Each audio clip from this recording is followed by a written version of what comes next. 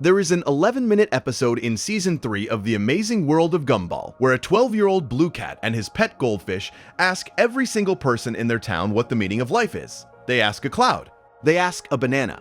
They ask a Tyrannosaurus Rex who works at a convenience store. And one by one, every answer falls apart. A squirrel sings that the meaning of life is to eat or be eaten. The planets themselves appear and tell Gumball that his entire existence is cosmically meaningless. And then the scene flashes forward billions of years to the sun exploding and erasing everything he has ever known. And then the show cuts to a commercial break. The episode does not apologize for this. It does not soften it. It does not cut to a character learning a tidy lesson about gratitude or friendship. It just lets the weight of it sit there in a show made for 8-year-olds on a Tuesday afternoon on Cartoon Network. That is not a joke. That is the entire show, and almost nobody talks about it. What follows is 2 hours of proof. 2 hours spent inside the strangest, deepest, most philosophically ambitious cartoon ever broadcast on a children's network. If you are enjoying long-form video essays like this, subscribing is free and it genuinely helps us keep making them.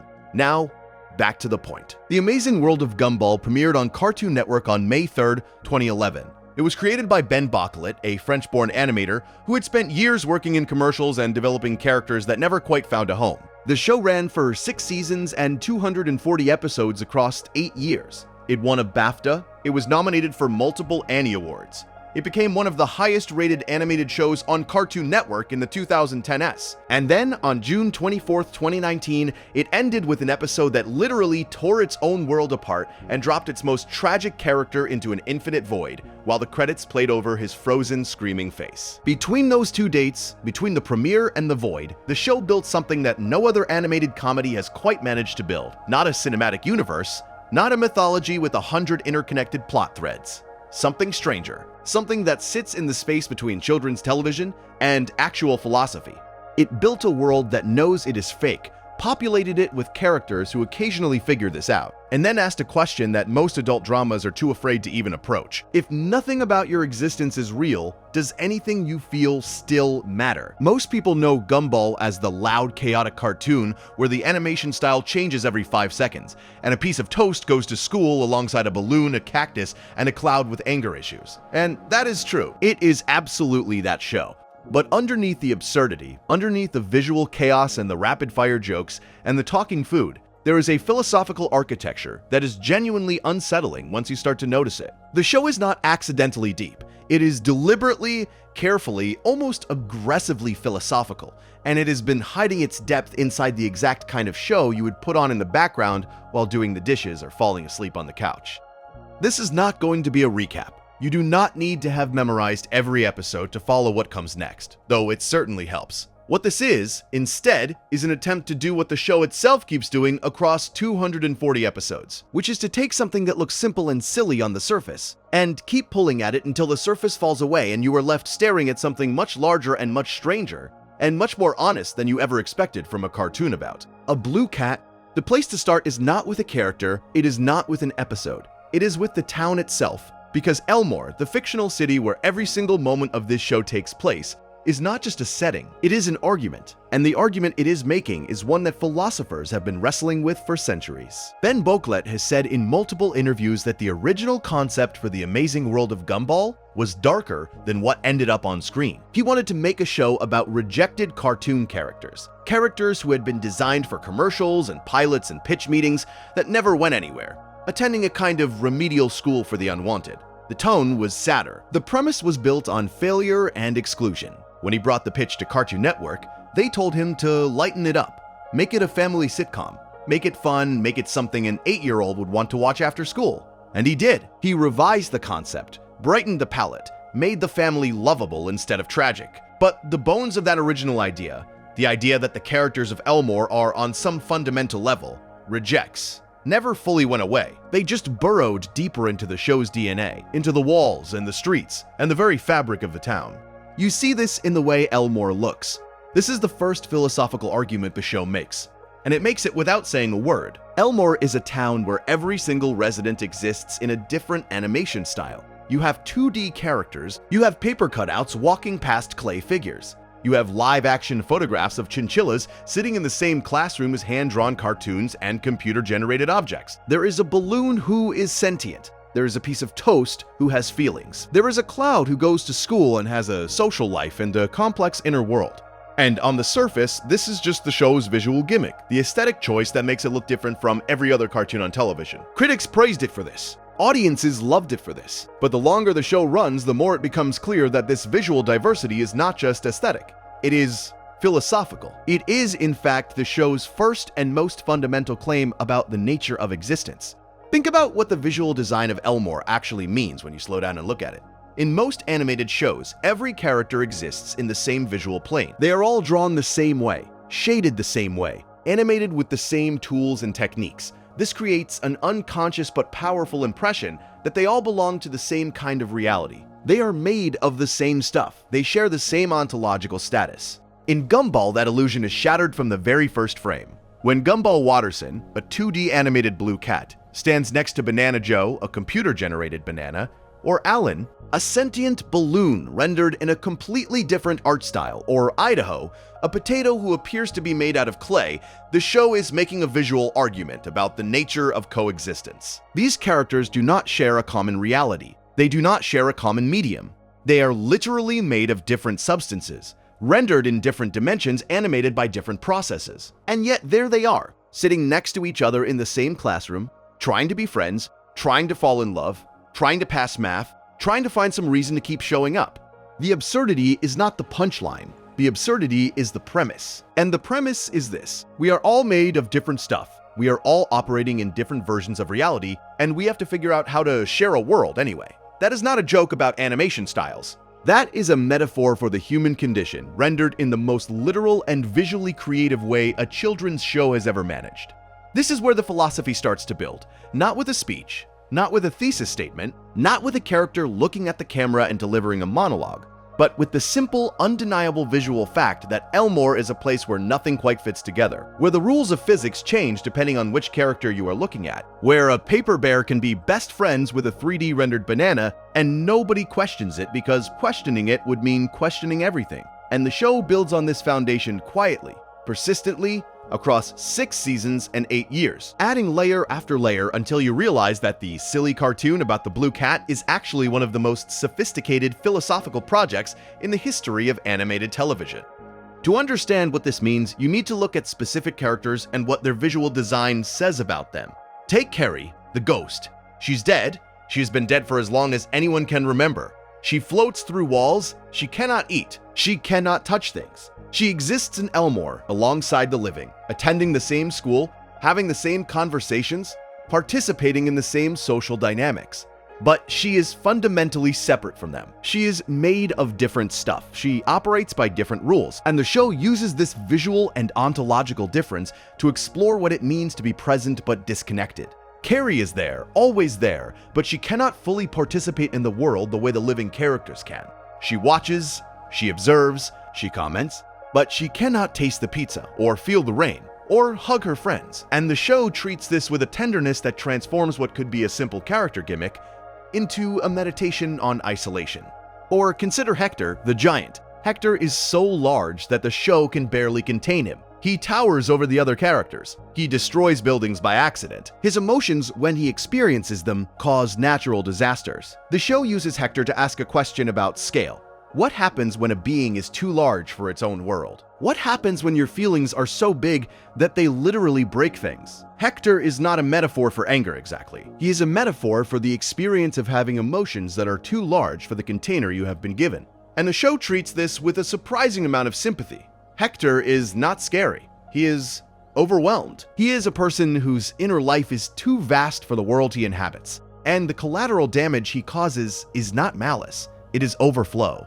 And then there is Alan, the balloon. Alan is perhaps the most philosophically interesting minor character in the entire show. He is, on the surface, the nicest character in Elmore. He is friendly, optimistic, generous, and endlessly positive. He volunteers, he recycles, he says the right things at the right times. He is, by every external measure, a good person, and the show hates him for it. Not openly, not cruelly, but the show consistently questions whether Alan's goodness is genuine or performative, whether his optimism is real or a coping mechanism, whether his relentless positivity is an expression of inner peace or a denial of inner pain? And the show never answers this question definitively, which is its own kind of philosophical statement. It is saying that you cannot know from the outside whether someone's goodness is real. That the surface of a person, no matter how bright and inflated and cheerful it appears, tells you nothing about what is inside. And that the obsessive need to be good, to be liked, to be the positive one, might be its own kind of shell. Each of these characters, and dozens more like them, contributes to the show's central philosophical project. Elmore is not just a town. It is a thought experiment. It is a laboratory for testing ideas about existence, identity, meaning, and connection. And every character in it, from the protagonist to the most obscure background figure, is part of the experiment. The show uses the diversity of its cast, not just visually, but psychologically and ontologically, to explore every possible angle of the questions it cares about. What does it mean to exist? It means something different for Gumball than for Carrie, than for Hector, than for Alan, than for Rob. And the show argues that all of those meanings are valid. All of those existences count, even the ones the void might erase. The first layer is the one that hits hardest once you see it. Elmore is not just a town with visual inconsistencies, it has ontological ones. The world of the show has rules, but those rules are constantly shifting, constantly breaking, constantly being revealed as arbitrary and fragile, and designed by someone who is not in the room. In Season 2, Episode 8, titled The Job, Richard Watterson, Gumball's father, gets a job as a pizza delivery man. In any other sitcom, this would be a simple premise. The lazy dad gets a job, hijinks ensue. Lesson learned. In Gumball, when Richard gets a job, reality itself starts to collapse. The animation style warps, characters flicker between 2D, 3D, claymation, and live action. The laws of physics stop functioning. Colors invert, gravity reverses. The entire visual fabric of the show begins to tear apart at the seams. Anais, the family's 4-year-old genius daughter, explains what is happening. Richard having a job, she says, is such a fundamental violation of the natural order that the universe itself cannot accommodate it. The balance has been disrupted, the system is breaking down, and the only way to fix it is for Richard to go back to being exactly what he has always been, the lazy father who does nothing. Now, this is played for comedy. Of course it is. The animation gags are spectacular. The visual chaos is hilarious. But the philosophical implications are genuinely troubling if you let yourself sit with them for more than a few seconds. What the show is telling you, underneath the jokes, is that the characters in Elmore are not just living in a world. They are living in a system with roles and rules that they did not choose, that they do not fully understand, and that will actively punish them if they try to deviate from their assigned functions. Richard is supposed to be the lazy father. That is his narrative purpose. That is his slot in the machinery. When he attempts to be something else, when he tries to grow or change or contribute, the machinery itself fights back. Reality breaks rather than let him be more than what the story needs him to be. This is not a one-off joke. This is one of the most consistently developed themes in the entire series. Across 6 seasons, Gumball returns to this idea in different forms, with different characters, at different levels of explicitness. The characters of Elmore are trapped in a story, and the story has its own logic, its own priorities, its own immune system. When a character tries to break out of their assigned role, the world responds. Sometimes with slapstick, sometimes with cosmic horror, sometimes with both at the same time. You see it again in Season 2, Episode 40, titled The Finale. This is the last episode of the 2nd season, and it does something that no other sitcom, animated or otherwise, had really done before at that scale. The Wattersons are sitting at home flipping through their family photo album, laughing at all the crazy adventures they have had.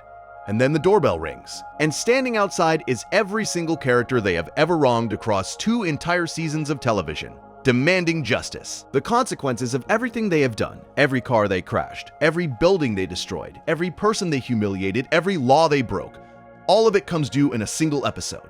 An angry mob forms. The police arrive, Santa Claus is pressing charges, the town turns on the Wattersons, and the episode ends with the family being physically attacked while the credits roll. What makes this episode philosophically interesting is not just the meta-commentary on sitcom conventions, although that is there and it is sharp. It is the deeper question the episode is asking about narrative and consequence. In a normal sitcom, the reset button gets pressed at the end of every episode. Nothing carries over, nothing accumulates. Characters can be terrible to each other for 22 minutes and start fresh the next week, as if none of it happened. The finale asks what would happen if the reset button stopped working. What would happen if the rules of sitcom narrative, the rules that protect the characters from the consequences of their own behavior, suddenly disappeared? And the answer is chaos, violence, an entire town turning against a family that has spent 2 seasons operating under the assumption that nothing they do has lasting effects. This is not just meta-humor, this is an argument about the relationship between narrative structure and moral accountability. The show is asking whether characters who live inside a story that protects them from consequences bear any responsibility for the harm they cause. And it is asking you, the viewer, whether you have been complicit. You laughed when the Wattersons destroyed property. You laughed when they hurt people. You laughed because you knew it did not matter, because the reset button would fix everything. The finale holds up a mirror and asks you to look at what you have been laughing at. And then season 3 starts, and the reset button is back, and everything is fine again, which is its own kind of philosophical statement. The Wattersons survived, the mob dispersed, the consequences dissolved, and the show kept going as if none of it had happened, which means that either the show is saying that the characters learned nothing, or it is saying something far more troubling, that the system is designed to protect itself. The narrative heals its own wounds, the story absorbs the damage and keeps going. Because the alternative, a world where consequences persist and accumulate and compound until the weight of them crushes the characters who caused them, is not a world where a sitcom can function. And the show, at the end of the day, needs to function. It needs to keep producing episodes. It needs to keep making you laugh. It needs to keep existing. And so the reset button is not just a convenience, it is a survival mechanism. The narrative's survival mechanism. The story itself is afraid of the void, and the reset button is its shell. This interplay between consequence and erasure runs through the entire series in ways that become more sophisticated as the seasons progress. In Season 3, Episode 14, titled The Name, Gumball discovers that his real name is not Gumball. It is Zach. Gumball is a nickname his parents gave him. And when Gumball learns his real name, his personality begins to change. Zach is confident, Zach is aggressive, Zach is everything Gumball is not. And the episode becomes a battle for identity. A literal fight inside Gumball's mind between the person he has been and the person his name says he is supposed to be. This is the show asking whether identity is something you are or something you are called, whether the name on your birth certificate defines you or the name your family gave you, whether the person you became by accident, by circumstance, by the arbitrary choices of the people who raised you, is more real than the person you were supposed to be. And the answer the episode gives is the answer the show always gives. You are who you choose to be, not who you were named, not who you were designed to be, not who the narrative says you are. You are the choice you make right now in this moment between the versions of yourself that are fighting for control. Gumball chooses Gumball, he rejects Zach. He chooses the messy, imperfect, accidental identity over the polished, predetermined one. And the show treats this as a victory, not because Gumball is better than Zach, but because Gumball is chosen, and in the philosophy of the show, a chosen identity, even a flawed one, is worth more than an assigned identity, even a perfect one. This is also the show exploring something that Sartre wrote about in the 1940s, the idea that we are condemned to be free. That we do not get to choose our circumstances, but we are always inescapably choosing how to respond to them. Gumball did not choose to be named Zach. He did not choose to be a blue cat in a town full of impossible people. He did not choose to be the protagonist of a show that could be canceled at any moment, but he chooses, every day, who to be within those constraints. And the choosing is terrifying, because it means there is no one else to blame. If Gumball is a mess, it is because Gumball chose to be a mess. And if Gumball is occasionally kind, or brave, or honest, that is also a choice, and it counts. But the most important thing the finale does, beyond the meta-commentary and the identity questions, is prepare you for what comes next. Because if the rules of Elmore are arbitrary, if the narrative structure is a cage, if the characters are trapped inside roles they did not choose, then the question becomes, who is in charge? Who built the cage? Who decided which characters matter and which ones do not? And that question leads directly to the single most important concept in the entire series: the void. If Elmore is a system, then the void is what happens when the system decides you no longer belong. The void is a concept introduced in Season 3, Episode 12, an episode also titled The Void, and it is one of the most genuinely disturbing ideas in the history of children's television. Not because it is violent, not because it is frightening in a traditional sense, but because of what it implies about the nature of existence in a world that has quality control. The void is a limbo-like dimension that exists beneath or behind or maybe inside of Elmore. It is a repository, a dumping ground, a cosmic recycling bin where the world sends everything it considers a mistake. Not just objects, not just bad ideas, not just outdated fashion choices and discontinued consumer products, although those are there too. Jorts are in the void. Laserdiscs are in the void. Pluto is in the void because at some point the world decided that Pluto being a planet was a mistake and quietly discarded it. But here is the part that makes the void genuinely horrifying. People are in the void too. Living, conscious, sentient characters can be erased from reality and dumped into this infinite nothing, and when that happens, everyone who ever knew them simply forgets they existed. Their memories are scrubbed. Their friendships are undone. Their history is rewritten so that it never included them in the first place. In the episode, Gumball, Darwin, and their eccentric teacher, Mr. Small, discover a gap in the fabric of reality, a place where the world has literally folded in on itself. They pry it open and fall through, tumbling into the void, where they find a chaotic, floating landscape of everything Elmore has ever thrown away. And in the middle of all of it, sitting there quietly waiting for someone to remember her, is their former classmate Molly, a girl who was, by all accounts, perfectly normal. A little boring maybe, a little unremarkable, but not broken, not dangerous, not wrong, just not interesting enough. The world decided she was a mistake, and it erased her, not with violence, not with cruelty, just with indifference. The world looked at Molly and decided she was not worth the effort of keeping, and it folded reality around her until she disappeared. And nobody noticed, and nobody cared, and the space where she used to stand quietly closed up behind her like water filling a hole. Think about what this means. Think about the cosmological structure the show has just revealed to its audience. Its audience of children. In an 11-minute episode between commercial breaks, the universe of Gumball has a quality control mechanism. It evaluates its own contents. It decides what belongs and what does not. And the standard it uses is not moral, not ethical, not based on goodness or kindness or value as a person. The standard is relevance, interest, narrative usefulness. If you are not contributing to the story, if you are not entertaining enough, if you do not serve a purpose that the world can recognize, you get erased. Your existence is retroactively undone. The people who sat next to you in class will not remember your name. This is Albert Camus in a cartoon. This is the absurd made literal and visual and 11 minutes long. The void is not a natural disaster. It is not a punishment. It is not the act of a malicious god. It is the act of an indifferent system doing routine maintenance. Molly was not erased because she was bad. She was erased because she was boring. And the system that erased her did not feel guilty about it, because the system does not feel anything at all. And the characters who remain in Elmore, the characters who have not been erased, who have not been deemed mistakes, live their entire lives on top of this truth without knowing it. They wake up every morning in a world that has a trap door, and the trap door is invisible, and it opens without warning, and the only thing standing between them and the fall is the fragile, unknowable judgment of a system that does not explain its criteria.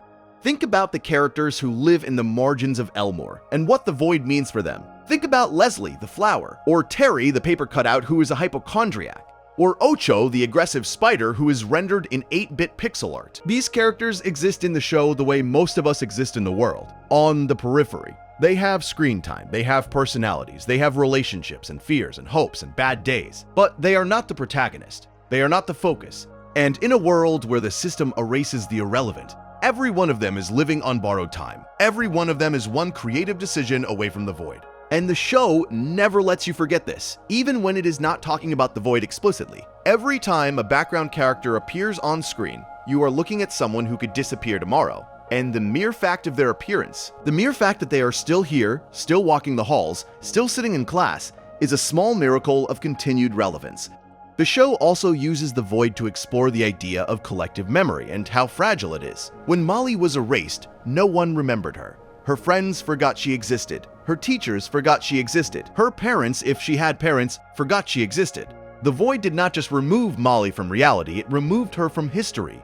It edited the past so that she was never in it. And this raises a question that the show does not answer, but that sits heavily over every episode that follows. How many others have been erased? How many characters were once part of Elmore, were once friends with Gumball, or classmates with Darwin, or neighbors with the Wattersons, and are now gone completely, as if they were never born? The show cannot answer this question because, by definition, the erased characters cannot be remembered. They exist only in the void, which is another way of saying they do not exist at all. And the show lets this uncertainty linger, lets you wonder every time you see a new background character, whether they are new or whether they are simply the replacement for someone who was erased.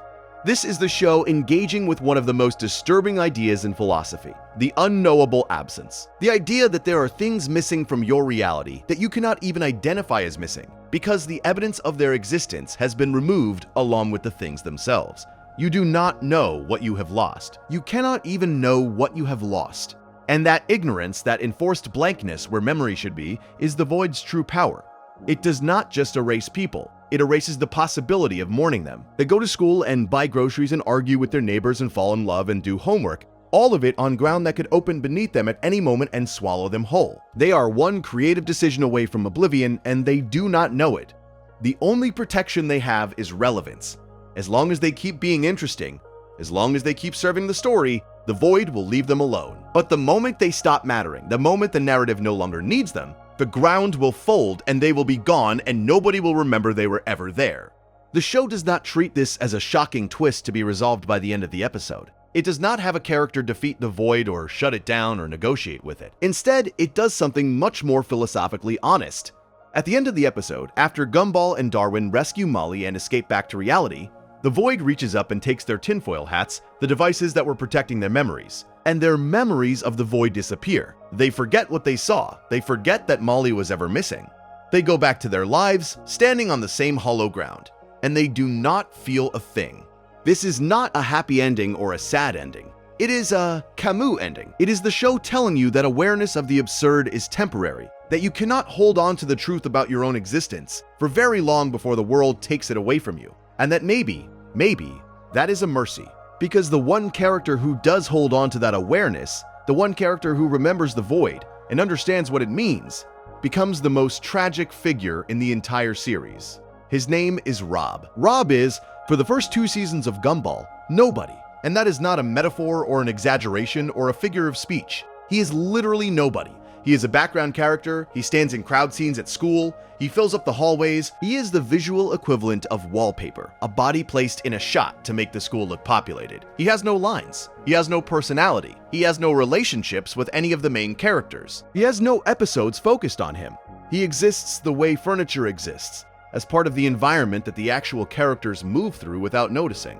And here's the thing about Rob that transforms him from a background drawing into one of the most philosophically complex characters in animated television. He notices. At some point between Season 2 and Season 3, Rob becomes aware that he is a background character. He becomes aware that the world of Elmore has a protagonist, Gumball Watterson, and that everything in the world is organized around that protagonist. The stories are about Gumball. The adventures happen to Gumball. The emotional beats revolve around Gumball, and everyone else, everyone who is not Gumball, exists in orbit around him. The supporting characters get to be interesting sometimes, when the story needs them to be. The background characters do not even get that.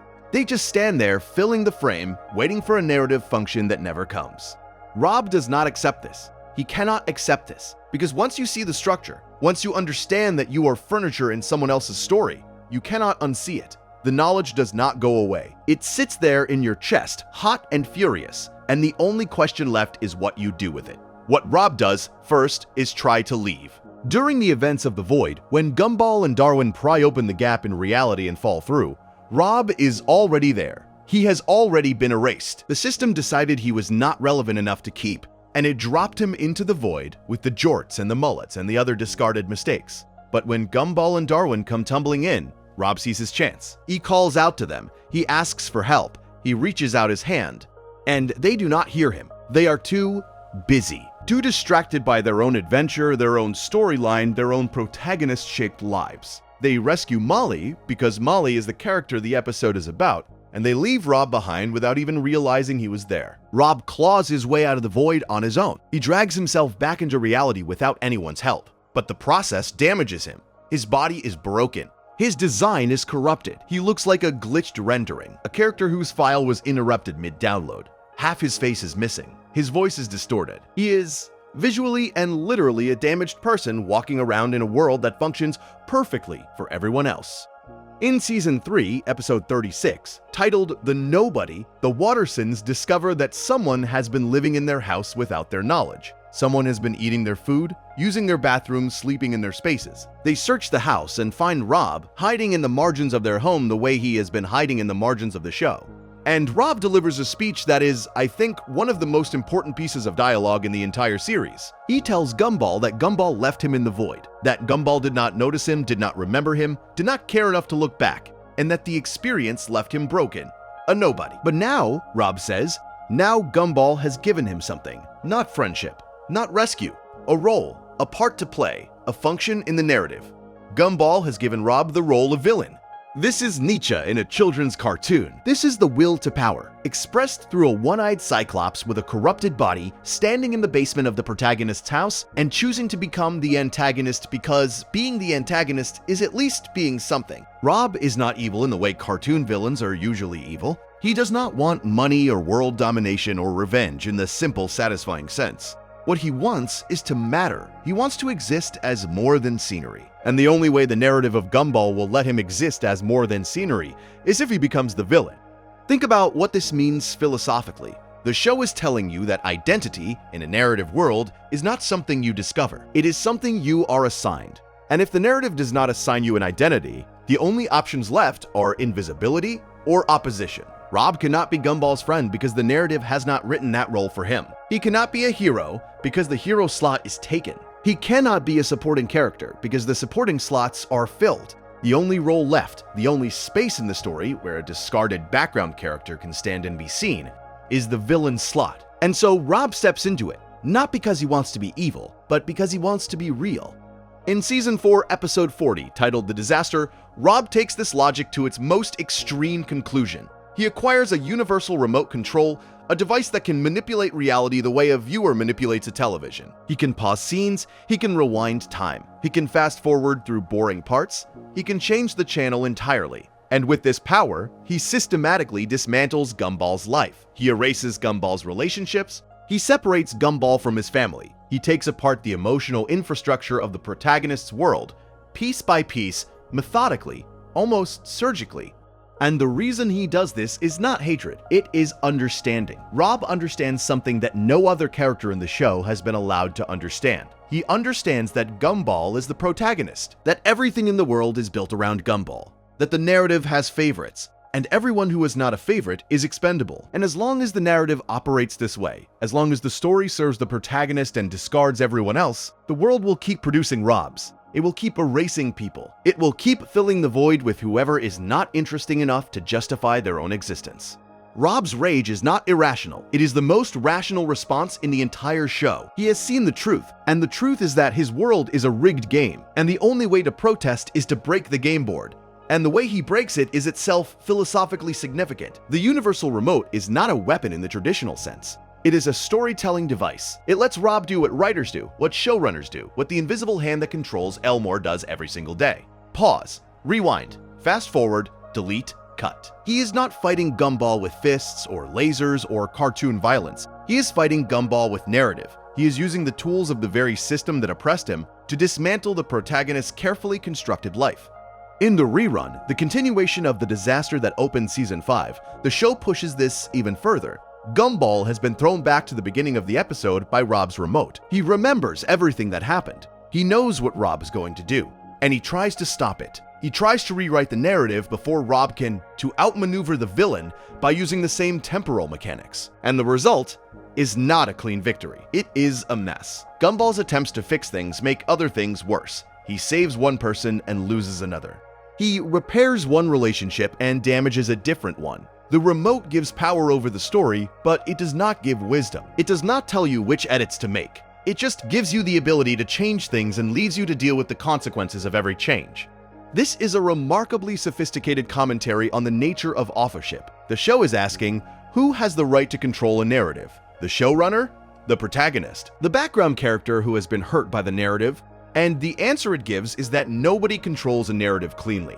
Every edit creates new problems, every change in one character's story ripples through every other character's life. And the fantasy of total control, the fantasy that if you could just get your hands on the remote you could make everything right, is exactly that, a fantasy. Because stories are not machines, they are ecosystems. You cannot change one thing without changing everything.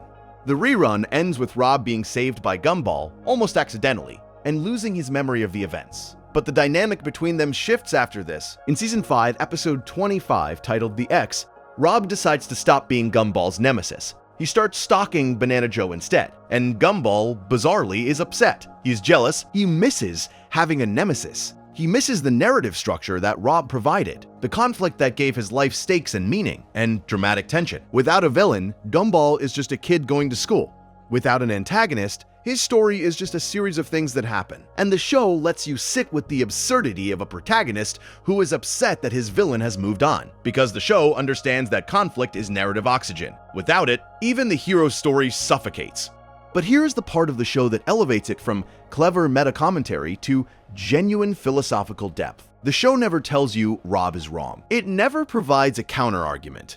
It never has a wise character sit Rob down and explain that the world is actually fair, that background characters matter just as much as protagonists, that the void is not really erasing people. Because the show cannot make that argument honestly. It knows it is a TV show. It knows it has a protagonist. It knows that the background characters exist to fill up the frame. And rather than lie about this, rather than pretend that the structure is just, the show lets Rob stand there and point at the truth, broken and furious, and completely correct, and then it asks a different question entirely. The question is not whether Rob is right. The question is whether being right is enough, because Rob's awareness does not save him. His understanding of the system does not free him from it. If anything, it makes his situation worse. Before his awakening, Rob was invisible.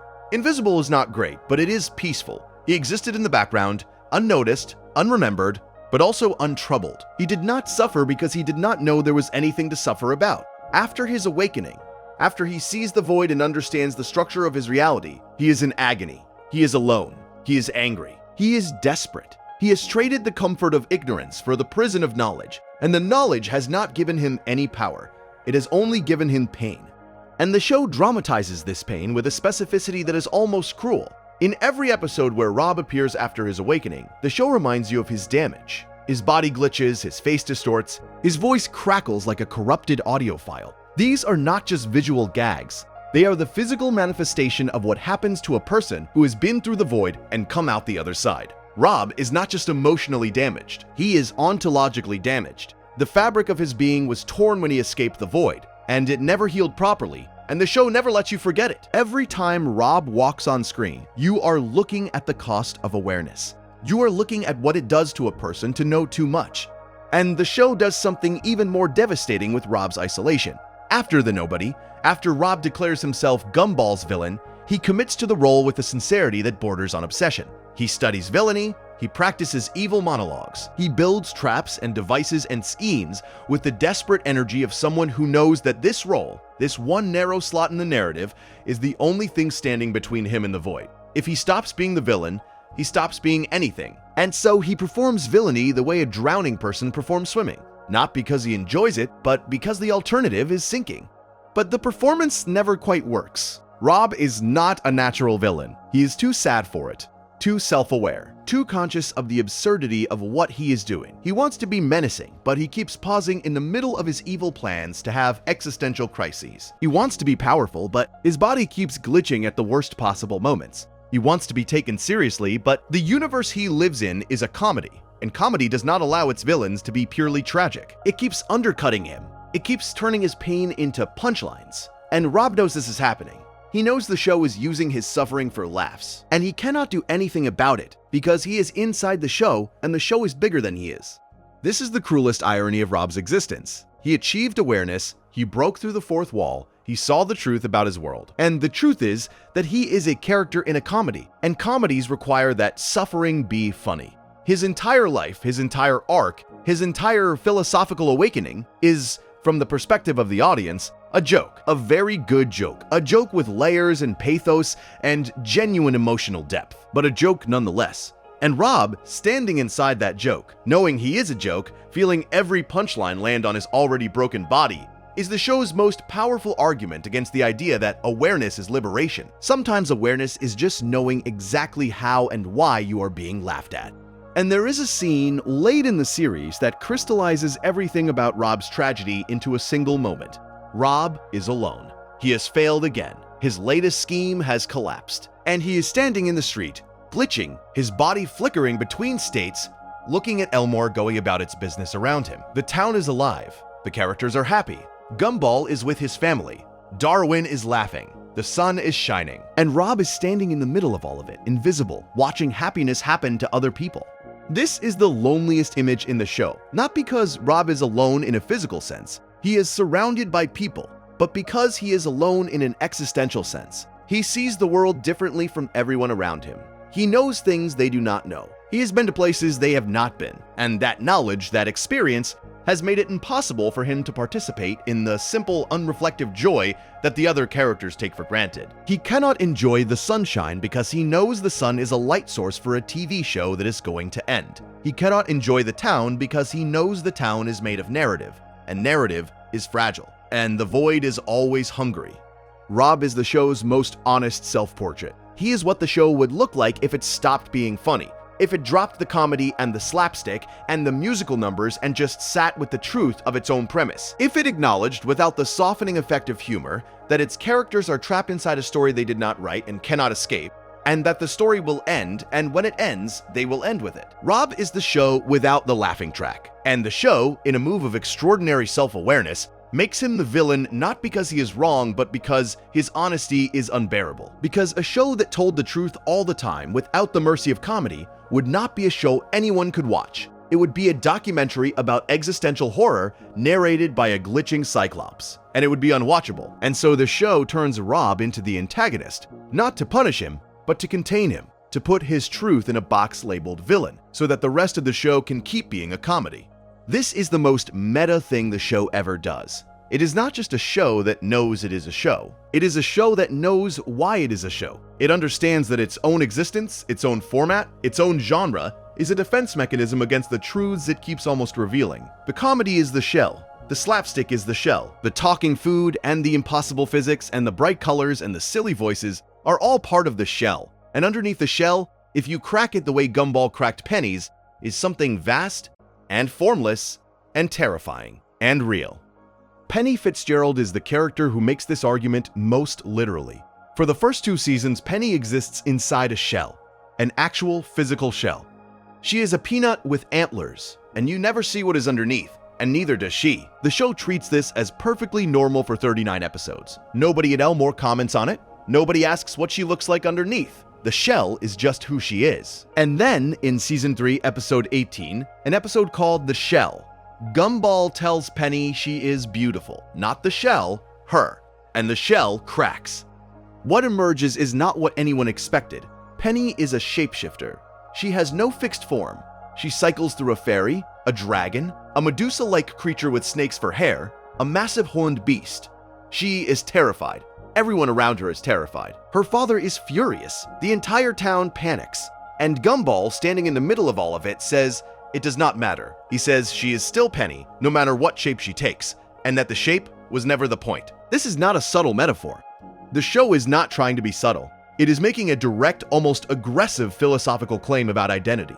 That who you are is not the form you present to the world. That the self is not the shell. That authenticity, real authenticity, the kind that Jean-Paul Sartre spent his entire career writing about, is terrifying precisely because it has no fixed shape. You crack the shell and there is no single true form underneath. There is just possibility. Endless, formless, constantly shifting possibility.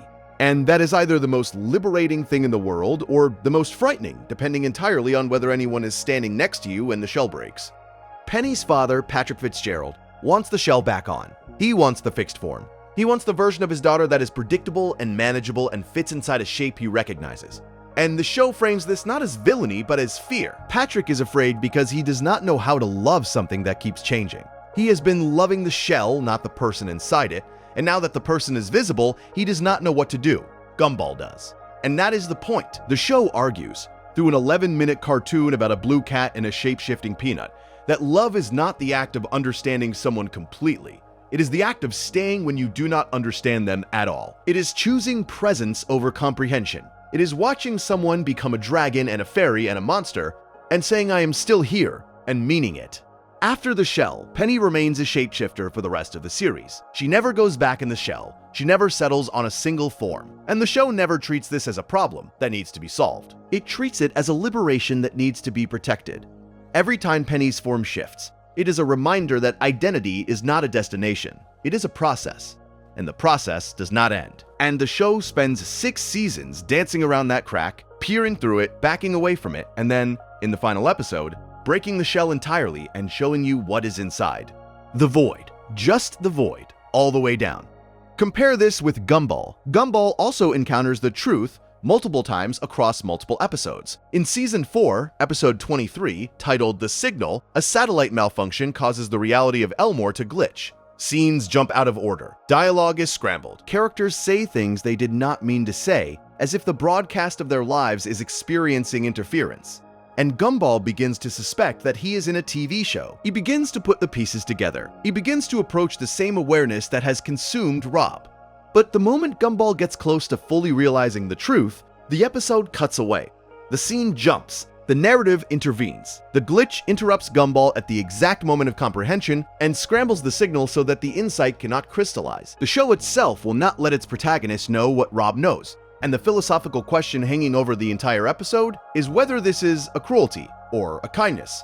Is it better to live in blissful ignorance? To enjoy your relationships and your adventures and your stupid jokes about talking food? To know on some level that the ground beneath you is not solid, but to never quite let that knowledge harden into certainty?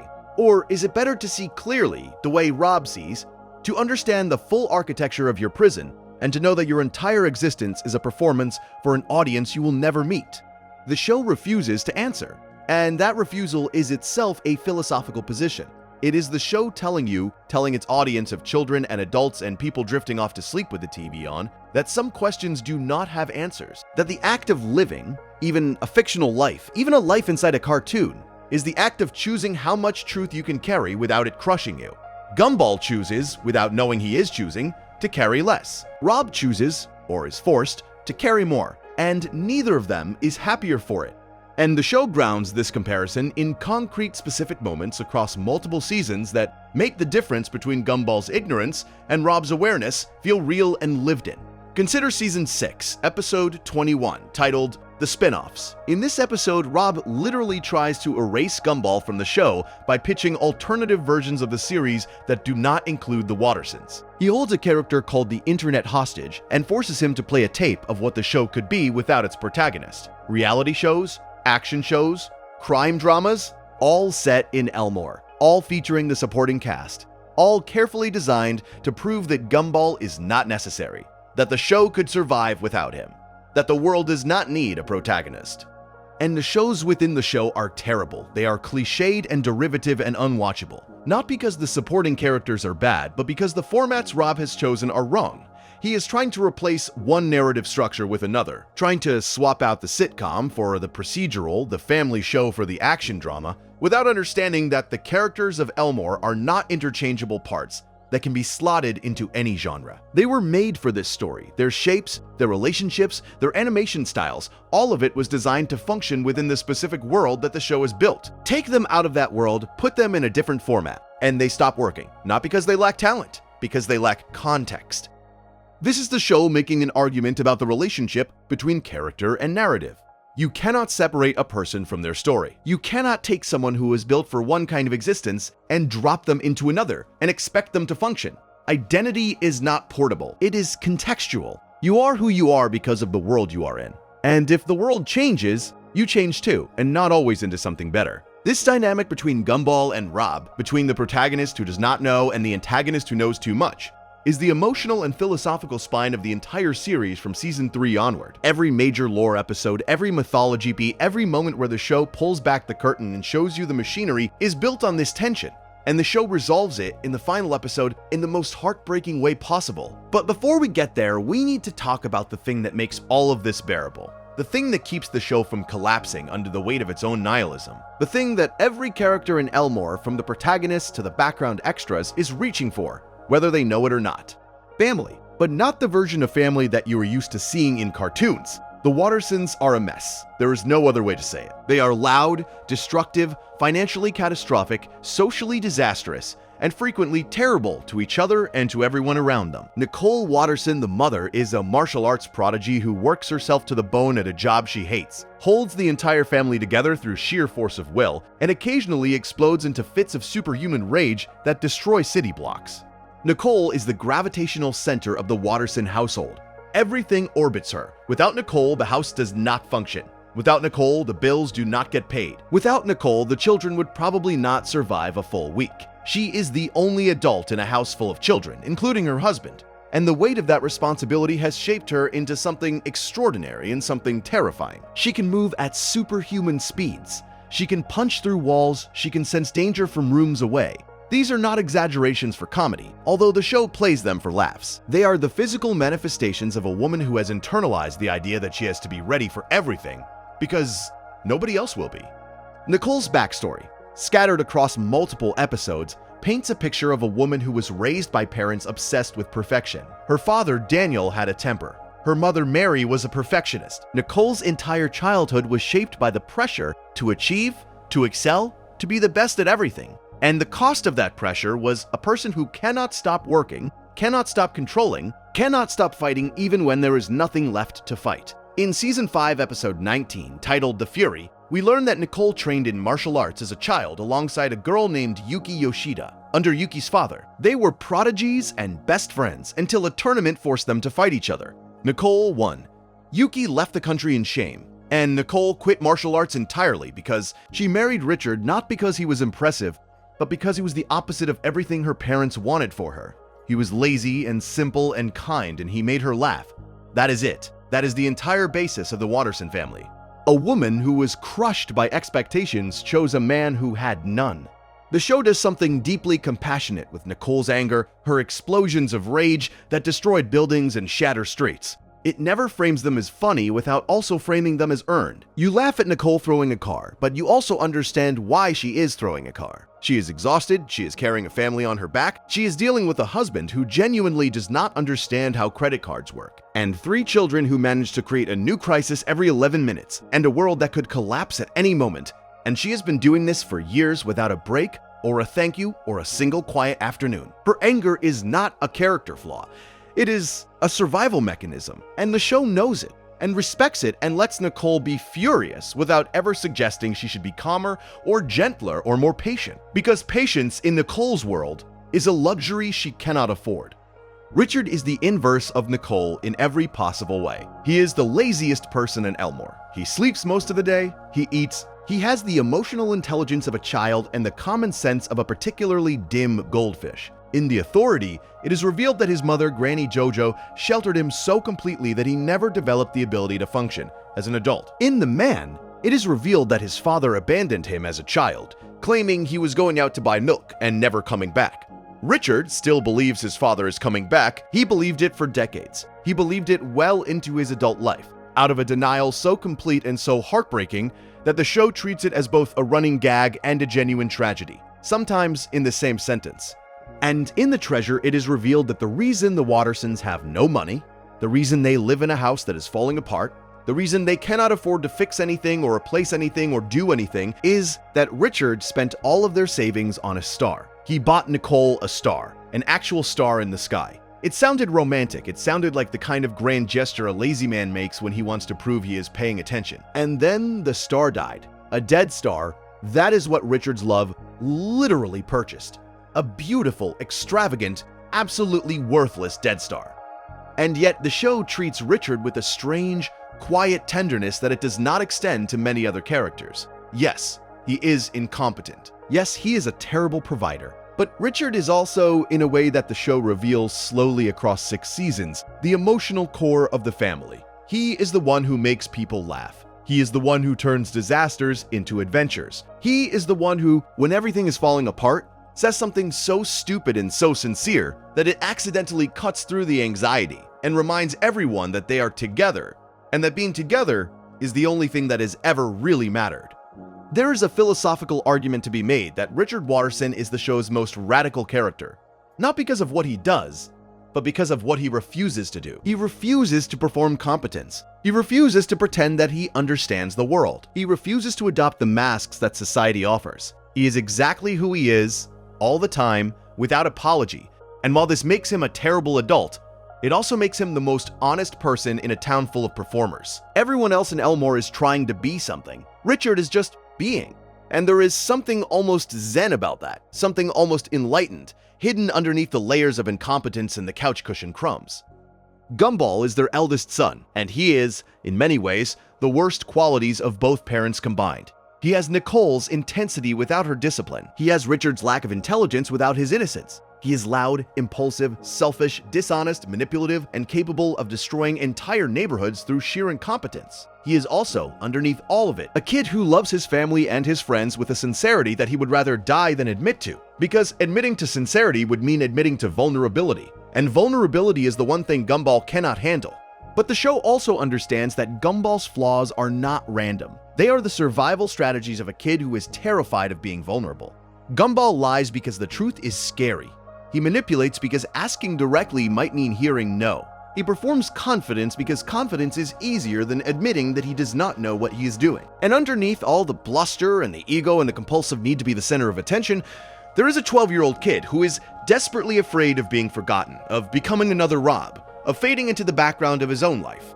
Darwin is Gumball's adopted brother. He was a pet goldfish who grew lungs and legs and walked across the city to return to his family. The episode that tells Darwin's origin story, The Origins, a 2-part episode in Season 4, is one of the most emotionally devastating things the show has ever produced. Darwin was one of many fish the Wattersons had owned and lost. The family kept buying goldfish for young Gumball, and the goldfish kept dying. And then they bought Darwin, and Darwin was different. Darwin connected with Gumball. They bonded. And then, through a slapstick accident, Darwin was flushed down the toilet and swept into the sewer.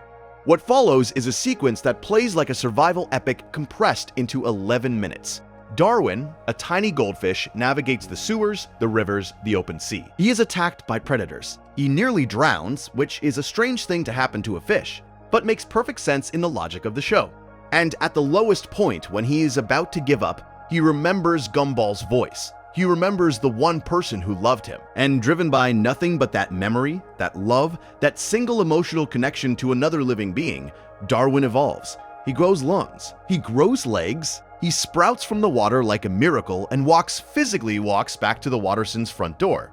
The show frames this as a cosmological event, not a biological one. A cosmological one, Darwin did not evolve because of natural selection. He did not mutate because of environmental pressure. He evolved because someone loved him. The love was the mechanism. The love was the force. In a universe where the rules are arbitrary, where the void can erase you at any moment, where the narrative can be rewritten and the animation can change without warning, the one force that Darwin found powerful enough to rewrite his own biology was the bond between himself and the person who was waiting for him. Anise completes the family. She is 4 years old. She is a genius. She is the smartest person in Elmore by a significant margin, and this intelligence has made her profoundly lonely. In The Friend, she sadly reveals that she has no friends to invite to her own birthday party. Not because she is unlikable, because she is 4 and she is smarter than everyone around her, and the gap between her intellect and her age creates a social isolation that no amount of intelligence can solve. This is the Watterson family, a martial arts prodigy married to a man-child, raising a narcissist, a miracle, and a lonely genius in a house they cannot afford, in a town that regularly tries to kill them. They are not a good family. By almost any conventional measure, they are a terrible family. But the show argues, quietly and consistently across its entire run, that they are a real family, and that the realness is what matters. You see this most powerfully in The Choices, a Season 5 episode that tells the story of Nicole's life through the lens of a single question. What if she had chosen differently? The episode shows us, in branching timelines, every path Nicole's life could have taken. She could have been a corporate executive, she could have been a martial arts champion, she could have been rich, she could have been everything her parents wanted her to be. And in every single one of those alternate timelines, she is miserable. Successful, but miserable. Because none of those paths have Richard in them. None of them have Gumball, or Darwin, or Anise. The episode ends with Nicole back in the present, sitting at her kitchen table, watching her family be terrible. Richard is making a mess. Gumball is breaking something. Darwin is enabling him. Anais is trying to hold it all together and failing. And Nicole smiles, not because it is good, because it is hers, because she chose it. Because in a universe of infinite possibility and cosmic indifference, she found meaning not in achievement or success or the approval of her parents, but in the simple, stubborn, irrational act of loving people who are deeply imperfect.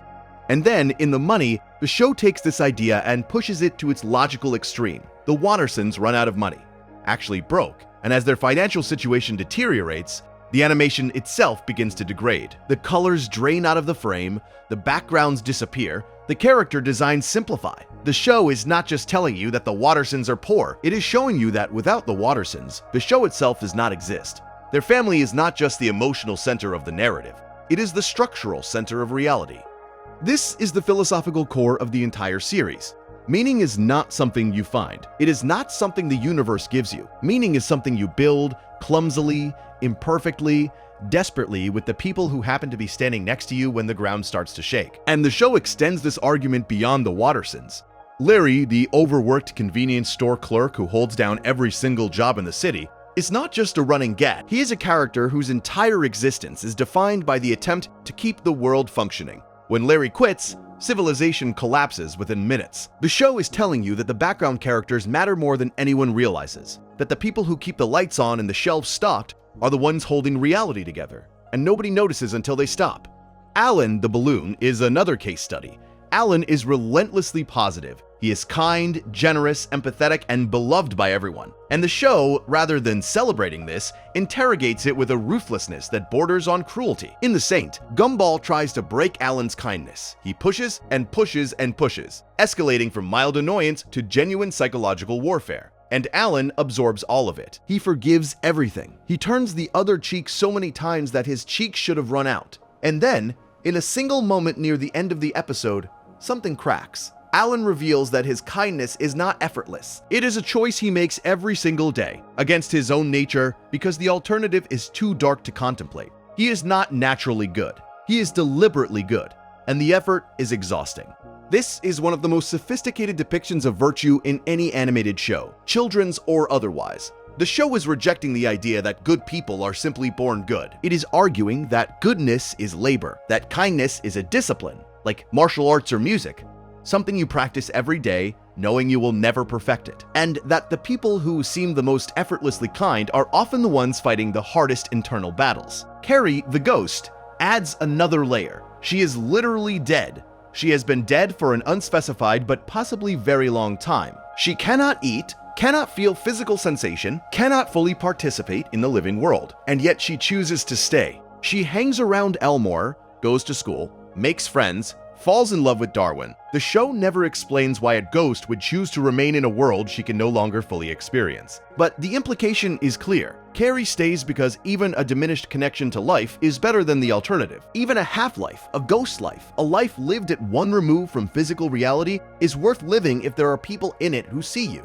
And the show makes this argument not just through grand gestures and origin stories, but through the tiny, almost invisible moments that accumulate across 6 seasons into something enormous. The way Gumball and Darwin walk to school side by side every single episode, without the show ever making a big deal out of it. The way Nicole touches Richard's shoulder when he falls asleep on the couch, a gesture so small you might miss it if you blink. The way Anais sets up elaborate traps to get her brothers to play with her, because she's too proud to ask directly. The way the family eats dinner together, chaotically, loudly, with food being thrown and arguments erupting and chairs being broken, and the way they are all back at the table the next night in the same seats, eating the same terrible food, as if the chaos of the previous dinner never happened.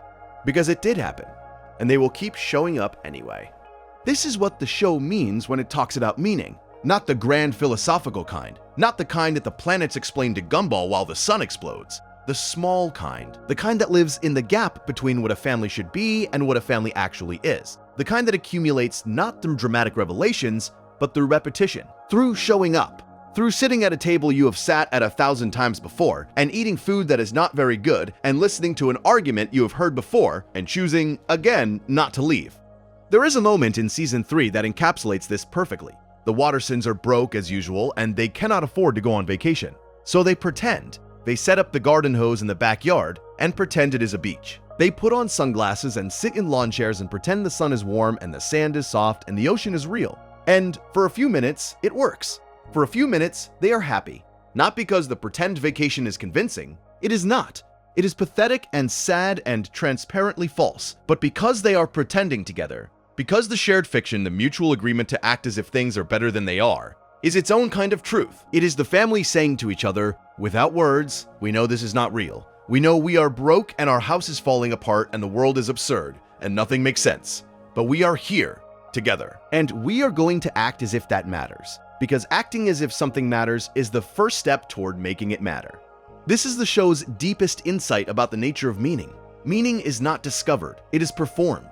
It is an act of collective imagination, a shared fiction that becomes real through the sheer force of everyone agreeing to believe in it. The Wattersons' pretend vacation is not meaningful because it is authentic. It is meaningful because everyone commits to the pretense. Everyone agrees to play along. Everyone chooses together to treat this ridiculous garden hose beach as if it is worth their time. And in that choosing, in that collective act of imagination, something real emerges. Not the beach. The togetherness. The willingness to be ridiculous together. The love that says, I will pretend with you because being ridiculous with you is better than being sensible alone. This is also what the show itself is doing, at a meta level. You, the viewer, are participating in a shared fiction. You are watching animated characters made of pixels and code and creative decisions, and you are choosing to care about them. You are choosing to feel something when Darwin evolves, or when Rob falls into the void, or when Nicole smiles at her terrible family. The characters are not real. The emotions are, and the show understands this paradox better than almost any other piece of fiction ever made. It understands that the most real things in the world are often the most made-up things. That the fictions we commit to, the stories we agree to believe, the shared pretenses we maintain with the people we love, are more real than facts. Because facts do not require your participation. Fictions do. And anything that requires your participation, anything that asks you to show up and commit and choose, is meaningful by definition. This is why the show can be simultaneously a children's cartoon and a work of genuine philosophy, because it is doing the same thing at both levels. At the surface level, it is asking you to believe that a blue cat and a goldfish are brothers. At the deeper level, it is asking you to believe that anything at all, is worth caring about in a universe that will eventually forget you existed. And the show's answer, is the same at both levels. Yes, it is worth it. Not because the universe confirms it. Not because a higher power validates it, but because you choose it. And the choosing is enough. Consider The Disaster and the Rerun, the two-part season 4 finale. Rob, the broken villain, steals a television remote that can control reality. He can erase people. He can undo events. And what does he use it for? He uses it to try to give himself a better story, not to destroy Gumball, not to conquer Elmore. He rewinds to the moment his life went wrong and tries to change it. He tries to edit his own narrative the way a writer edits a draft. And the show frames this as both understandable and catastrophic, because you cannot rewrite one person's story without rewriting everyone else's. Pull one thread and the entire tapestry unravels.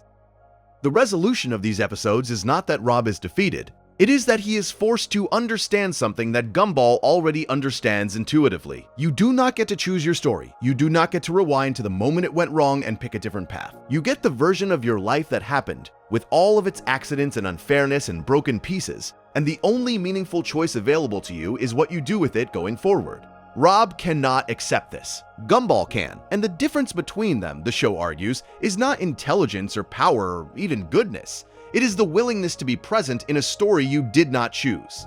This is remarkably close to what the Stoic philosophers argued 2,000 years ago. Epictetus said that we cannot control what happens to us, only how we respond to what happens to us. Marcus Aurelius wrote that the obstacle is the way, that the things standing in your path are not separate from your path, but are your path. And here is a children's cartoon about a blue cat and a broken cyclops making the exact same argument, using a television remote as the metaphor, and doing it with more emotional clarity than most philosophy textbooks manage. And this is where the show does something that separates it from almost every other philosophical work of fiction. It takes these heavy questions, these Camus-level questions about meaning and the void and the nature of existence, and it places them inside the most mundane possible context. It puts philosophy in the mouth of a 12-year-old boy arguing with his brother about who gets the last slice of pizza. It puts existential dread in the checkout line at the grocery store. It puts the absurd in the school cafeteria. And by doing this, by refusing to separate the philosophical from the ordinary, the show makes a point that most actual philosophy struggles to make, clearly, that the big questions are not separate from daily life. They are daily life. Every single moment you are alive, you are standing on the same hollow ground the characters of Elmore stand on. Consider the way the show handles time. In most animated sitcoms, time does not pass. The characters do not age. The show exists in an eternal present tense. Gumball starts this way too, but as the series progresses, especially from season 4 onward, time begins to assert itself in strange and unsettling ways. The show starts to acknowledge its own duration. Characters reference things that happened seasons ago. The mythology builds on itself. The void's shadow grows longer, and the show begins to feel not like an eternal present, but like a ticking clock. And the philosophical implication of this shift is enormous. In an episodic sitcom, death is impossible. Nothing ends, everything resets. But in a show with a timeline, in a show where the void grows closer with every episode, the characters are mortal. Not in the sense that they will die on screen, but in the sense that their story has an endpoint.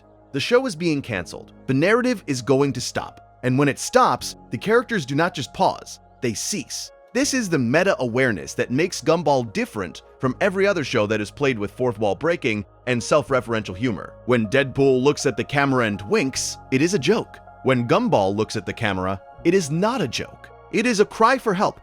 The character is beginning to realize that he is in a show, and that the show is ending, and that when the show ends, he ends too. And the difference between a joke and a cry for help is everything. This gives the final 2 seasons of Gumball a quality that is unlike anything else on television. It is a comedy that knows it is dying. It is a show that is aware of its own cancellation and has chosen to process that awareness through its characters rather than ignore it. And the result is a series that becomes, in its final stretch, something closer to an elegy than a sitcom. The jokes are still there. The slapstick is still there. But underneath all of it, growing louder with every episode, is the sound of a clock running down. And the show handles this clock with extraordinary craft. It does not rush toward the ending, it does not become dark and serious and abandon its comedy. It keeps being funny. It keeps being silly. It keeps producing episodes about talking food and slapstick and school dances and homework. But the lore episodes, the mythology episodes, the episodes that deal with the void and with Rob and with Barbara's paintings, become more frequent. They become more urgent. And they start bleeding into the regular episodes in ways that are almost subliminal. A crack in the sidewalk that was not there before. A glitch in the animation that lasts a frame too long.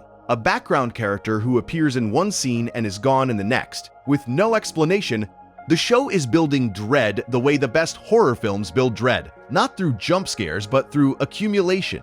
Through the slow, steady layering of small wrongnesses that individually mean nothing, but collectively mean everything. And the genius of this approach is that it mirrors the experience of the characters themselves. The Wattersons do not wake up one morning and discover that the world is ending. They do not receive a dramatic announcement. They just keep living their lives. And the lives keep getting slightly stranger, slightly more unstable, slightly more precarious, until one day the ground actually opens and the void is there and it has been there all along, underneath everything, patient and enormous and completely indifferent to their panic. This is how the show transforms a children's cartoon into a meditation on mortality, not by talking about death, not by killing characters or showing violence or depicting grief in its traditional forms, but by creating a world that is slowly, imperceptibly running out of time and populating it with characters who are too busy living to notice. The show makes mortality feel the way mortality actually feels, not like a dramatic event, but like a background hum. A frequency you cannot quite hear, but that colors everything. A knowledge that sits in the back of your mind while you eat breakfast and go to school and argue about pizza and fall asleep on the couch watching cartoons. And the show respects the viewer enough not to spell this out. It trusts you to feel it. It trusts you to notice the cracks and the glitches and the growing instability without being told what they mean. And if you do not notice, if you watch the final seasons purely as comedy and miss the undercurrent of existential dread, the show is fine with that too. Because the whole point, the whole philosophical argument, is that you do not need to see the void to live a meaningful life. The characters who are happiest in the show are the ones who are not looking at the cracks. And the show never says they are wrong. It just says they are lucky. And the show asks, through this slow motion ending, the same question it has been asking since the question in season 3. How do you enjoy being alive when you know it is going to end? How do you love people when the loving is temporary? How do you build meaning in a world where meaning is fragile, and time is short, and the void is always one episode closer? There is an episode in season 4, episode 27, titled The Uploads. It is one of the simplest episodes the show has ever produced. Gumball and Darwin sit on the couch and watch internet videos. That is the entire plot. And the episode is quiet, it is gentle. It is, by the standards of the show, almost nothing. But it is also everything. Because what the episode is really about is 2 brothers sitting together, not doing anything heroic, not saving the world, not fighting villains or escaping the void or confronting the meaning of life. Just sitting, just being together, just existing in the same space, sharing the same screen, watching the same stupid videos, and finding that to be enough. And this is the show at its most philosophical. Even though it does not look like philosophy, it looks like nothing. It looks like filler.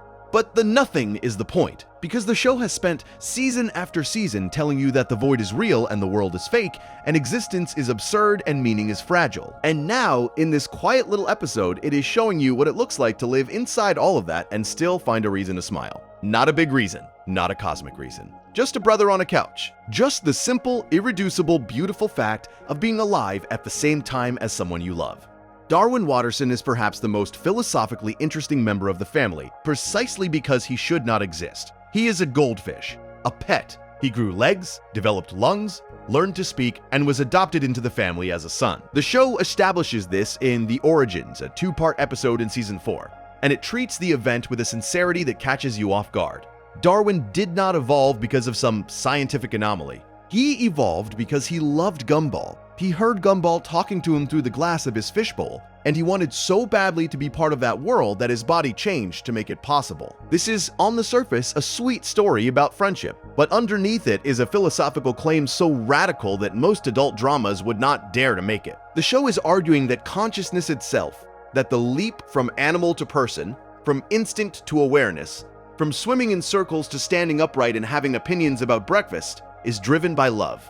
Not by natural selection, not by random mutation, not by the slow grind of evolutionary pressure, by the desire to be close to someone. Darwin became a person because being a goldfish meant being on the wrong side of the glass. And yet Darwin is also the character who struggles most with the implications of his own awareness. In The Advice, he follows a self-help book so literally that he loses all capacity for independent thought. In The Matchmaker, he falls in love with a concept rather than a person. In The Pupils, he becomes so devoted to Gumball that the show explicitly frames it as unhealthy, as a loss of self rather than an expression of it. Darwin is the character who proves that gaining consciousness is not the end of the philosophical journey. It is the beginning, because once you are aware, once you have crossed from the fishbowl to the living room, you still have to figure out who you are when you are not defined by the person you evolved for.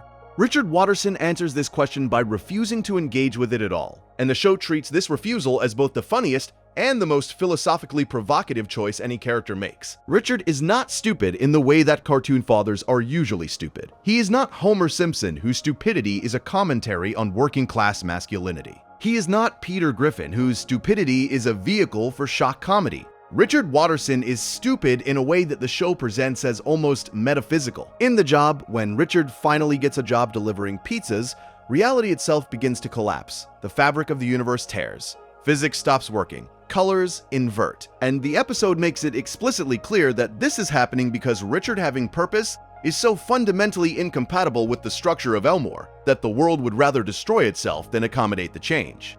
This is the show telling you something. It is telling you that Richard's laziness is not a character flaw. It is a load-bearing wall. Remove it, and the building falls down. Richard exists in a state of philosophical contentment that Diogenes would have envied. He has no ambition, no pride, no desire for status or achievement. He wants to eat, sleep, and be near his family. And the show argues, through the literal destruction of reality when he deviates from this, that there is something almost sacred about wanting nothing. That the relentless pursuit of more, of better, of purpose, with a capital P, is not the only valid way to be a conscious being. Sometimes the most radical thing you can do is sit on the couch and be happy. Anais Watterson, the youngest, is the opposite. She is 4 years old and already smarter than every adult in her life. She reads academic papers, she builds inventions, she corrects her teachers, and the show uses her repeatedly to explore the gap between intelligence and wisdom. In The Intelligence, the entire school's IQ is boosted, and the result is not a utopia of rational decision-making, but a nightmare of overthinking, social collapse, and existential paralysis. The smart version of Elmore is worse than the dumb version, and Anais, who has always been the smart one, watches this happen and begins to understand that her intelligence, the thing she has always defined herself by, is not the advantage she thought it was. The show also explores the relationship between happiness and awareness through Sussy. Sussy is visually the strangest character in Elmore. She is a live-action chin with googly eyes and a wig. She does not follow social conventions. She does not pick up on cues. She is chaotic, unpredictable, and seemingly operating in an entirely different register from everyone around her. And yet Sussy is the one who answers the question. She is the one who, at the end of the most explicitly philosophical episode in the series, provides the only response that the show treats as valuable. What makes this moment so philosophically rich is the source. Sussy is not a wise character. She is not a guru or a teacher or a philosopher. She is by every conventional standard the least qualified person in Elmore to answer the biggest question in the show. And yet she is the only one who gets it right. Because Sussy has done, without trying and possibly without knowing, the thing that every other character in the show is struggling to do. She has let go. She has stopped asking what reality is. She has stopped worrying about the void. She just exists, fully and completely, in whatever moment she happens to be in, and she seems to enjoy it. The show does not endorse Sussy's worldview any more than it endorses Rob's. It holds them both, side by side, as two possible responses to the same impossible situation. You can see everything and be destroyed by it. You can see nothing and be free. Or you can do what most of the characters in Elmore do, which is exist somewhere in between, seeing enough to be anxious but not enough to be paralyzed.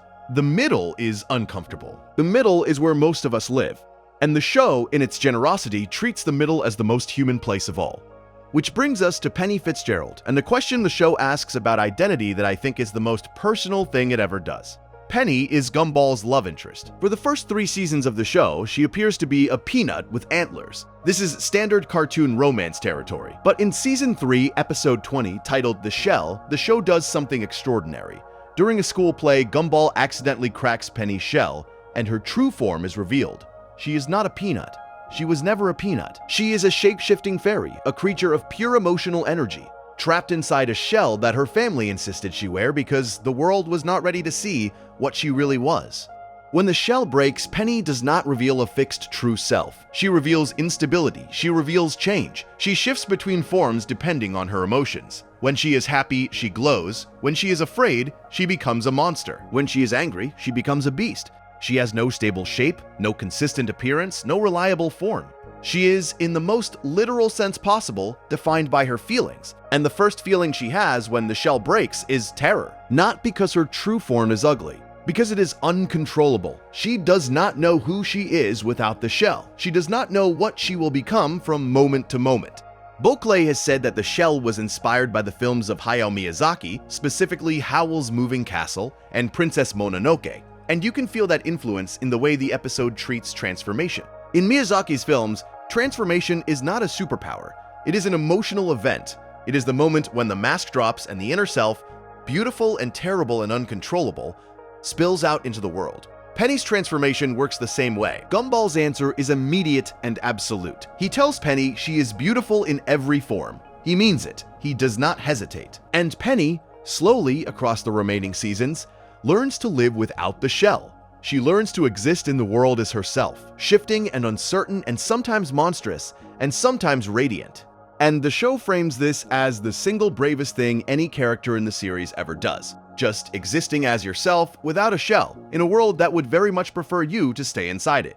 This is existentialism stripped of its academic language and placed directly into the emotional life of a 12-year-old. Penny's shell is every mask you have ever worn, every performance you have ever given, every time you have been someone else, because being yourself felt too dangerous. And the show is telling you that the shell is comfortable, and the shell is safe, and the shell is a lie. That the only way to be real is to break it, and that breaking it will terrify you. But the alternative is living inside a shell forever, being loved for a shape that is not yours, and never knowing whether the love would survive the truth. And then there is Banana Barbara. And with Barbara, the show asks the one question that all the other questions have been building toward.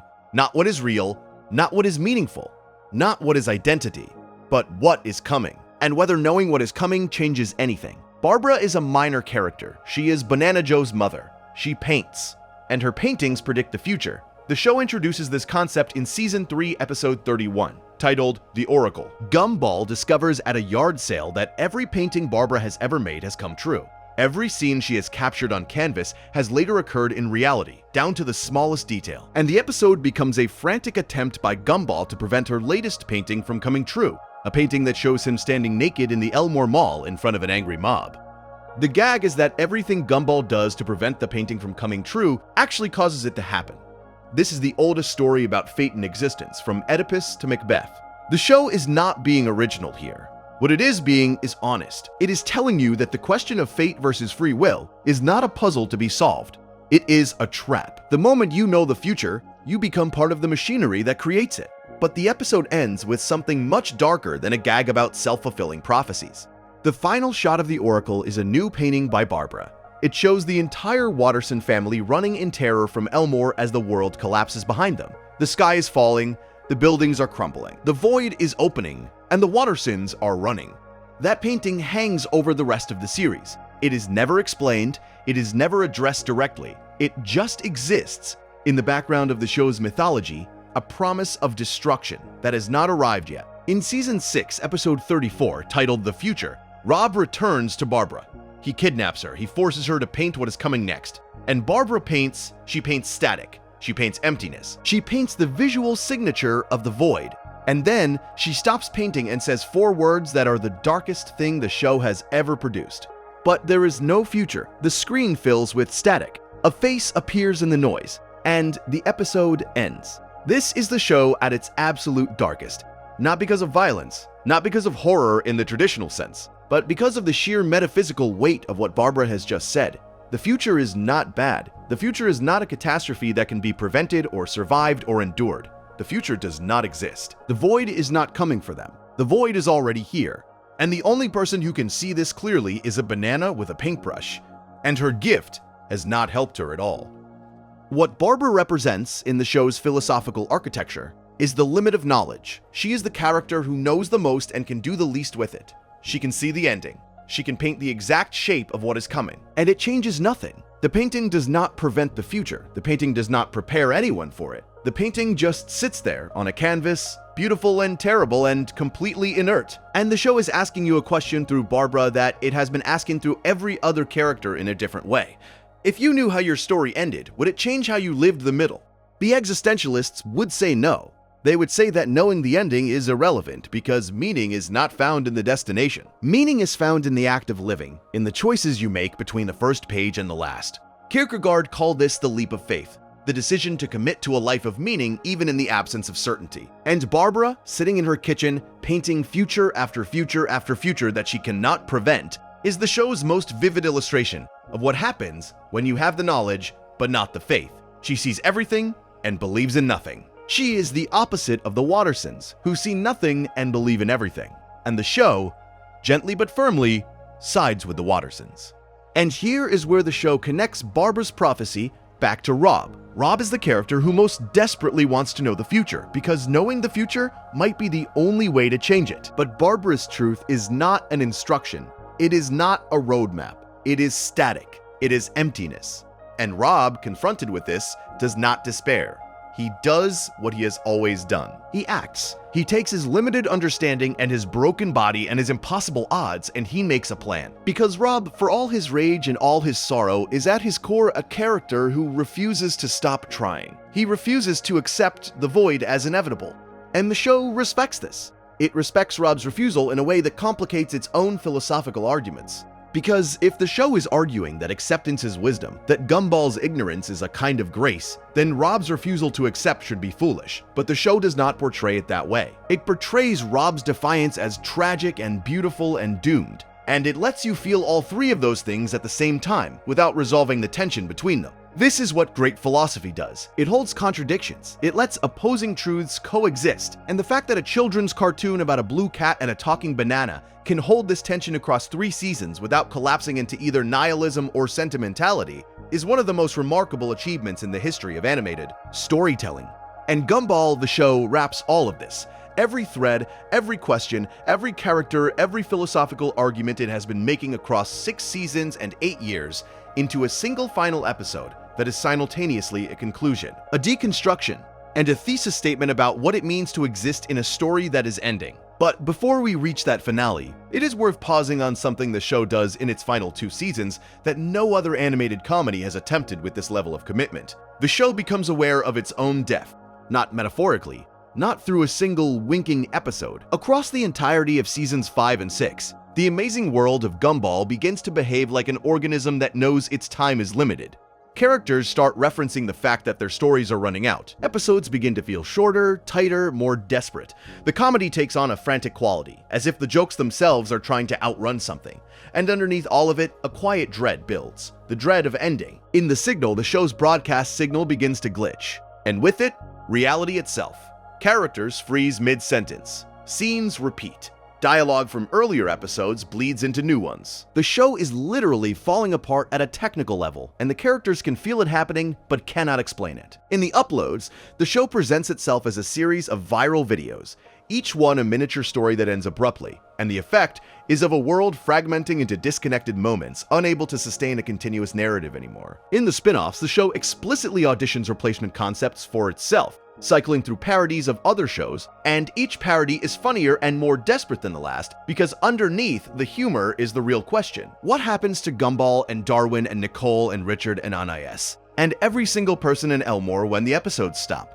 The show never answers this question directly, but it asks it so many times, in so many different ways, that the absence of an answer becomes the answer. Nothing happens, they stop. The story ends, and everything they experienced, every joke, every fight, every moment of tenderness, every philosophical revelation, every crack in Penny's shell, and every tear in Darwin's eye, and every time Richard fell asleep on the couch with his children piled on top of him, all of it exists only inside the story. Take the story away, and there is nothing.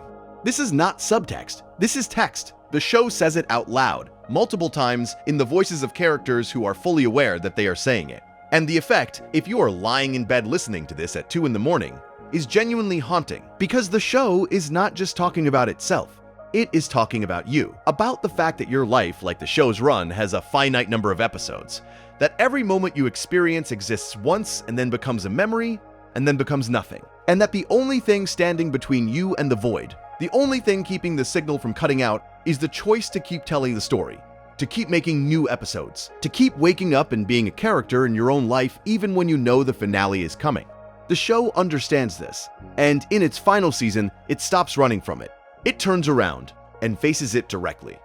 The Inquisition, Season 6, Episode 44, aired June 24th, 2019. The last episode of The Amazing World of Gumball, a new superintendent arrives at Elmore Junior High. He calls himself Superintendent Evil. He is a human, a live-action human in a world of cartoons, and his mission is to normalize the students. He wants to turn them into realistic live-action humans.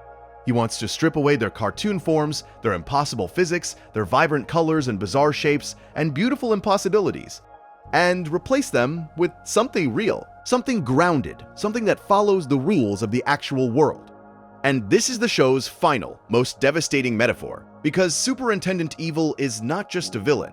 He is a metaphor for growing up. He is what happens when the world tells you to stop being silly, stop being colorful, stop being impossible. He is every teacher who told you to be realistic, every parent who said it was time to put away childish things, every voice, internal or external, that insisted the only valid way to exist is the sensible way, the grounded way, the way that makes sense to other people. The show is arguing, in its final episode, that normalization is a form of erasure, that the pressure to become ordinary is indistinguishable, philosophically, from the void.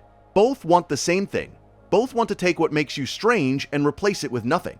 The students resist, because their cartoon forms are not costumes. They are not disguises. They are not stylistic choices. They are identities. To become human, to become live action, would be to stop being themselves. It would be to become someone else entirely. And the students fight back not because they are heroes, but because they are scared. Scared of losing the only versions of themselves they have ever known.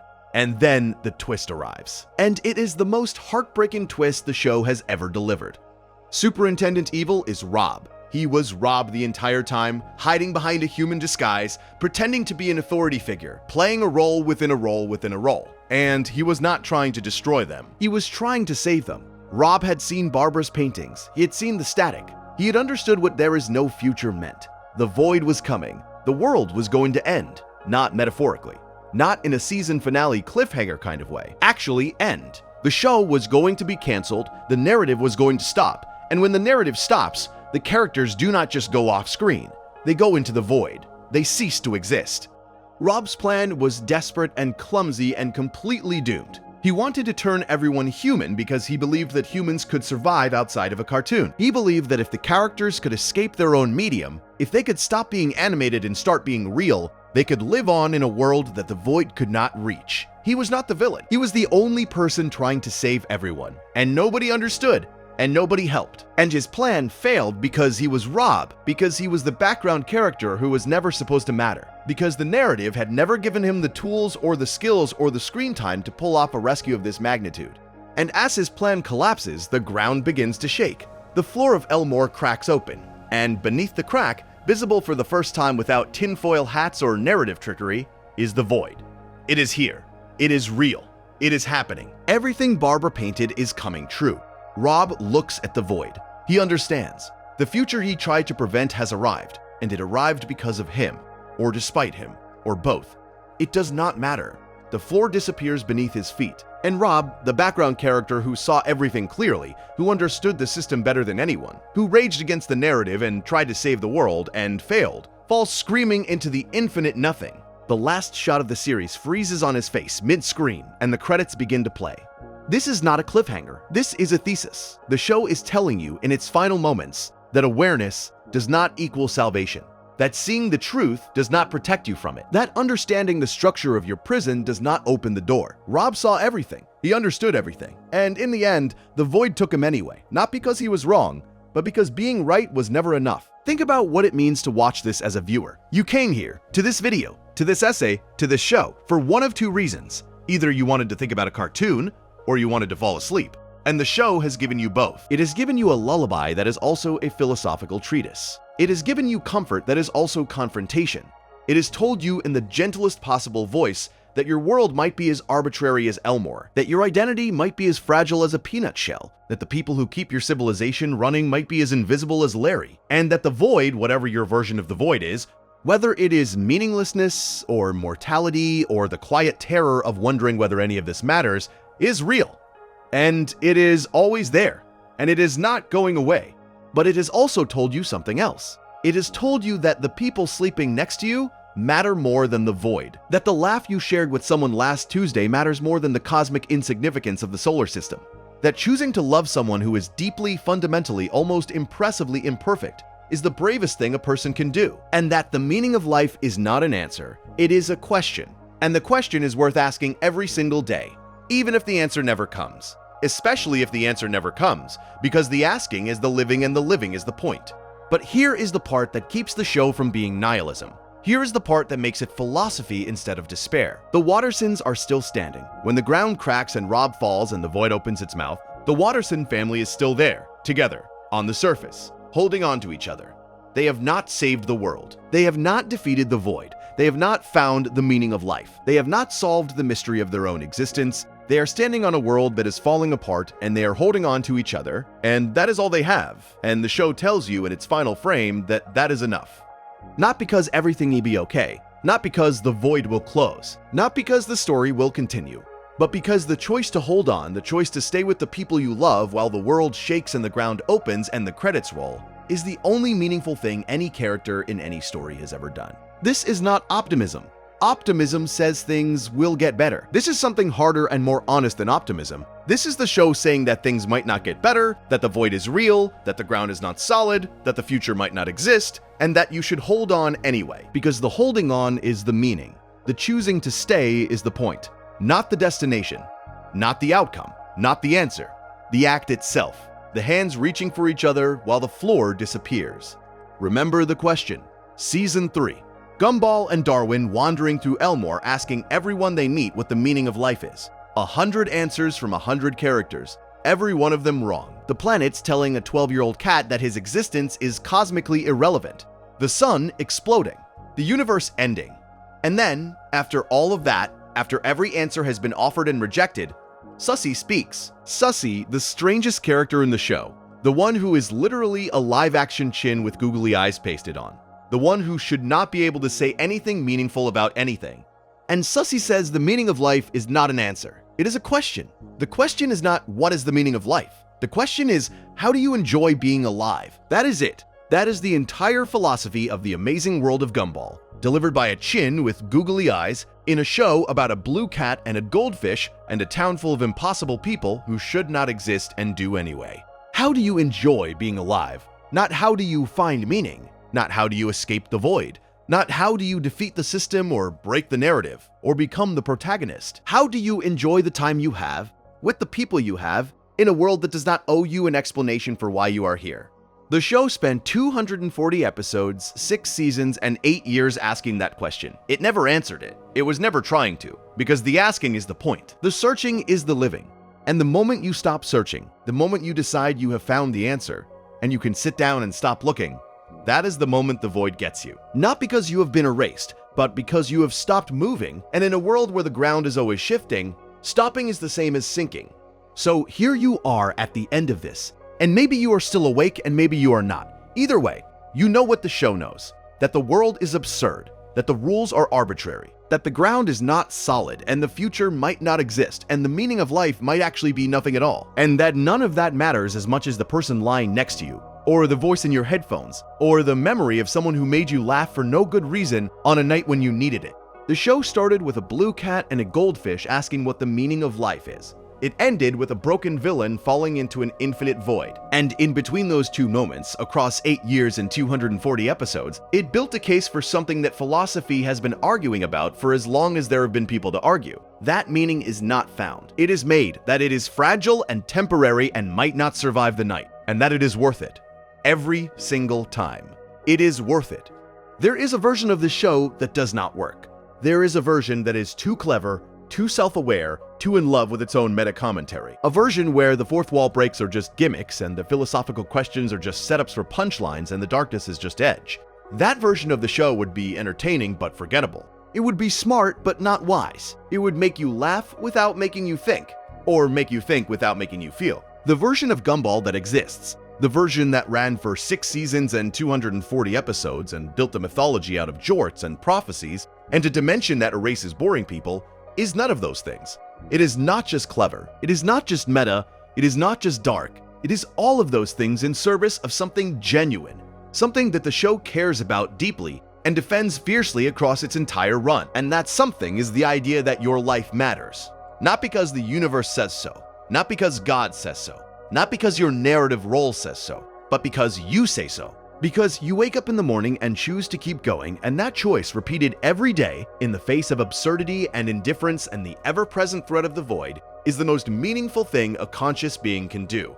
The Amazing World of Gumball is a children's cartoon about a blue cat and a goldfish and a town where nothing makes sense and everything matters anyway. It is a show that put Camus and Nietzsche and Sartre in the mouths of bananas and balloons and clouds. It is a show that asked the biggest questions philosophy has to offer and answered them with the smallest possible gesture. A family holding on to each other while the world shakes. And it did all of this while being funny, while being silly, while being the kind of show you can put on in the background and let wash over you like a warm bath. Because that is the final, most elegant argument the show ever made. That depth and comfort are not opposites. That a show can be a lullaby and a philosophical treatise at the same time. That the best place to think about the meaning of life is in the dark, lying in bed, with a gentle voice telling you about a blue cat who asked every person in his town what it all means, and never got an answer, and kept asking anyway. That is the show. That is the philosophy. And now it is yours. If you enjoyed this, subscribing means more than you might think. Thank you for staying with this one all the way to the end. Sleep well. I will see you in the next one.